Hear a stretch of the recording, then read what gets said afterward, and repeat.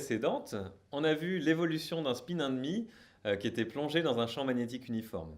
Dans cette vidéo, on va voir que lorsqu'on soumet le spin à un champ magnétique oscillant, cette fois, on peut observer un phénomène de résonance qu'on appelle la résonance magnétique. Et c'est Isidore Rabi qui l'a découvert pour la première fois en 1938.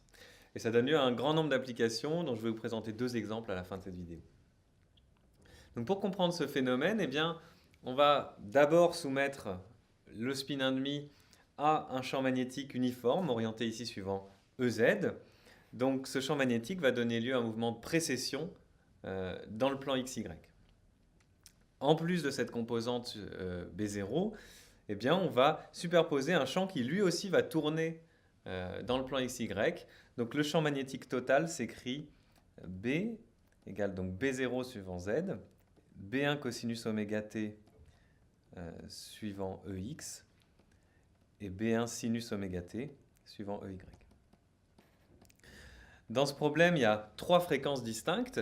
D'une part, la fréquence de l'armor qui décrit la précession autour de la composante B0. Donc oméga 0 égale moins gamma B0. Gamma est le rapport gyromagnétique. La fréquence du champ magnétique tournant qu'on impose de l'extérieur, petit oméga. Et enfin, la fréquence de l'armor oméga 1 associée à la petite composante B1. Donc, moins gamma B1. Alors le Hamiltonien du problème, eh bien, en fait, il est extrêmement similaire à celui de la molécule d'ammoniac dans un champ électrique oscillant. Donc vous avez vu d'ailleurs à cette occasion qu'il se produisait un phénomène similaire, des oscillations de Rabi. Donc ici, le couplage, c'est un couplage qui a lieu par le biais du champ magnétique et du dipôle magnétique, mais la physique est en fait essentiellement la même. Donc le moment magnétique mu, c'est plus gamma fois l'opérateur vectoriel spin, produit scalaire avec le champ magnétique. On peut, à l'aide des opérateurs de Pauli, réécrire ce Hamiltonien sous forme d'une matrice de 2. Donc on obtient h bar sur 2, oméga 0 moins oméga 0 sur la diagonale, et oméga 1 exponentielle moins i oméga t et oméga 1 exponentielle plus i oméga t pour les termes hors diagonaux. Puisqu'on soumet les spins à un champ magnétique qui est oscillant dans le temps, qui varie dans le temps, eh bien il est clair que, comme on le voit ici, le Hamiltonien est explicitement dépendant du temps. Alors ça, c'est un problème qui dépasse le cadre de ce cours. Et en pratique, on va devoir utiliser une astuce pour se ramener à un Hamiltonien qui est indépendant du temps pour pouvoir résoudre l'équation de Schrödinger. Alors cette astuce, elle est extrêmement courante en physique quantique. Ça consiste à se placer dans un référentiel qui va suivre la rotation du champ magnétique. Donc on se place dans un référentiel qu'on dit tournant. Alors pour cela, on écrit le vecteur d'état dans le référentiel fixe, a plus de t plus a moins de t moins. Et on va considérer la transformation qui fait passer du référentiel tournant vers le référentiel fixe. On appelle cette transformation R de t. En fait, il s'agit d'une rotation autour de l'axe Z d'un angle moins oméga t. On peut réécrire du coup le vecteur d'état du système dans le référentiel tournant à partir du vecteur d'état dans le référentiel fixe. Donc si on fait cette transformation, eh bien on voit que il apparaît en termes de phase exponentielle i oméga t sur 2 devant plus et exponentielle moins i oméga t sur 2 devant moins. Donc on a ici les nouveaux coefficients b plus de t et b moins de t du vecteur d'état dans le référentiel tournant. Donc l'intérêt d'avoir fait cette transformation, comme vous l'aviez fait dans la vidéo sur les oscillations de Rabi de la molécule d'ammoniac, eh bien c'est que ce vecteur d'état dans le référentiel tournant vérifie, lui, une équation de Schrödinger avec un Hamiltonien effectif qui est indépendant du temps. Alors ce que vous aviez trouvé par le calcul, c'était ça. C'est donc un Hamiltonien effectif dans lequel on a un terme proportionnel à Sx. Alors ce terme, il n'a rien d'étonnant, hein, tout simplement dans le référentiel tournant. C'est un référentiel qui suit le champ magnétique. Et bien le champ mais la composante B1 du champ magnétique est systématiquement orientée suivant la direction X du référentiel. Donc on a un terme proportionnel à Sx. D'un autre côté, bien, vous voyez que le terme devant Sz, qui est responsable de la précession de l'armor, le préfacteur est modifié. À la place de la pulsation de l'armor naturelle oméga 0 dans le champ B0, eh bien, on a la différence oméga 0 moins oméga, et ça c'est tout simplement la conséquence de la composition des vitesses angulaires dans le référentiel tournant. La précession de l'armor à laquelle on va assister dans le référentiel tournant se fait à une vitesse qui est la différence entre la précession de l'armor naturelle et la vitesse de rotation du référentiel. Donc on va appeler cette différence delta. Alors la physique du problème, une fois qu'elle est écrite ici, en fait, on sait la résoudre assez facilement, puisque on peut réécrire ce Hamiltonien comme le produit moins gamma fois l'opérateur vectoriel de spin, produit scalaire avec BF. Donc BF joue le rôle d'un champ magnétique effectif. Donc l'expression de BF, elle est donnée ici. Donc on voit que dans le référentiel tournant, eh bien, l'évolution du système est exactement analogue à celle d'une particule qui serait soumise à un champ magnétique constant dans le temps avec cette expression-ci. Donc on parle d'un champ magnétique effectif, puisque ce champ magnétique n'existe pas, mais les équations d'évolution vont être exactement les mêmes. Alors, en fait, on connaît l'évolution du spin dans un tel champ magnétique. Hein. Il va tout simplement eh bien, précesser autour de ce champ magnétique effectif, comme on le voit sur cette animation.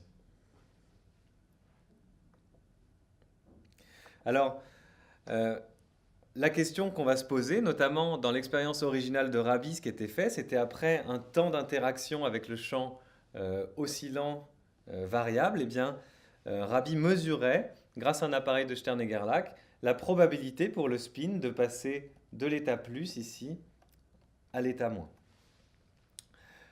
Alors, on va s'intéresser donc ici au lien qui existe entre la projection du spin suivant l'axe Z, donc Sz, et cette probabilité de mesurer le spin dans l'état plus ou dans l'état moins.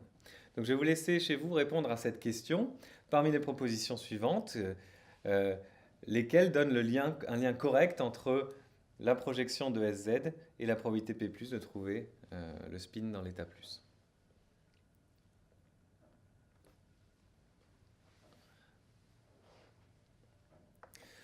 Voilà, donc les réponses correctes sont la 2 et la 4. Hein, tout simplement, on peut calculer l'expérience mathématique de Sz. Hein, c'est h bar sur 2, la valeur lorsqu'on est dans plus, multipliée par la probabilité d'être dans l'état plus, moins h bar sur 2, la valeur dans l'état moins, multipliée par P-. Et comme on sait que P- c'est 1 moins P+, eh bien, on obtient cette expression. De même, en inversant cette équation, eh bien, vous voyez qu'on retrouve cette expression. Donc finalement, connaître la projection du spin suivant l'axe Z, c'est connaître la probabilité de trouver le spin dans l'état plus ou dans l'état moins. Donc si on s'intéresse à l'évolution en fonction du temps de la probabilité de trouver l'atome dans l'état plus, eh bien, on voit qu'on a des oscillations périodiques donc, dont la pulsation est donnée essentiellement par la norme de ce champ magnétique effectif, donc qui est donnée ici. Et donc pour maximiser le signal de résonance magnétique nucléaire, donc soit la probabilité de trouver l'atome dans l'état moins lorsqu'on fait une mesure grâce à un appareil de Stern-Gerlach, ou encore dans les appareils de résonance magnétique nucléaire moderne qui mesurent la variation de l'aimantation due à ces oscillations, eh bien, on va avoir intérêt à amener le champ magnétique effectif le plus proche possible de l'équateur de la sphère de Bloch. Donc pour cela, eh bien, le plus simple, ça consiste à varier le désaccord delta entre la pulsation de l'armor et le champ oscillant. Dans ce cas-là, on va déplacer le champ magnétique ici sur l'axe, le long de l'axe Z. Et si on se place exactement à résonance, eh bien, on va observer des oscillations parfaites entre l'état plus ici et l'état moins, avec une fréquence qui correspond à la pulsation de l'armor dans le champ oscillant B1. Alors en fait, ces oscillations de Rabi, elles sont extrêmement utiles parce qu'elles permettent de préparer le système à deux niveaux dans un état arbitraire. Hein, on voit par exemple qu'on peut préparer l'état plus ici au départ. On peut préparer l'état moins en faisant ce qu'on appelle une impulsion pi, simplement en appliquant le champ oscillant pendant une demi-période. Et si on applique le champ oscillant pendant un quart de période, eh bien, on va se retrouver sur un point qui se trouve dans l'équateur de la sphère de Bloch. Ici, l'état spin-up suivant la direction Y, qui est une superposition cohérente, plus, plus, moins sur racine de 2.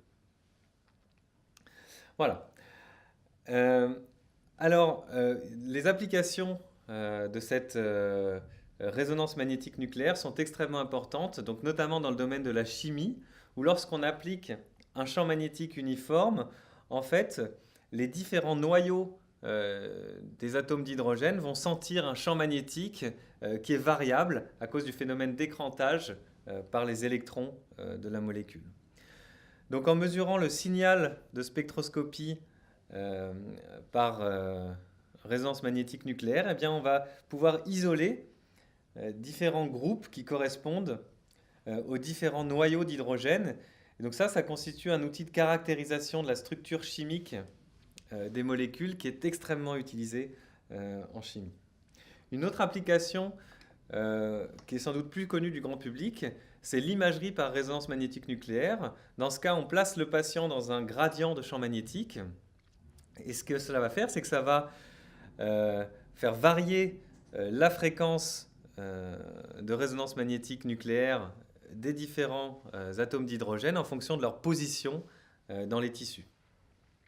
Et donc, en mesurant ces spectres de RMN pour différentes directions du gradient de champ magnétique, on est capable de reconstruire, de faire une reconstruction 3D d'une image des tissus et ainsi d'obtenir par exemple des images in vivo du cerveau d'un patient alors que le patient est encore vivant.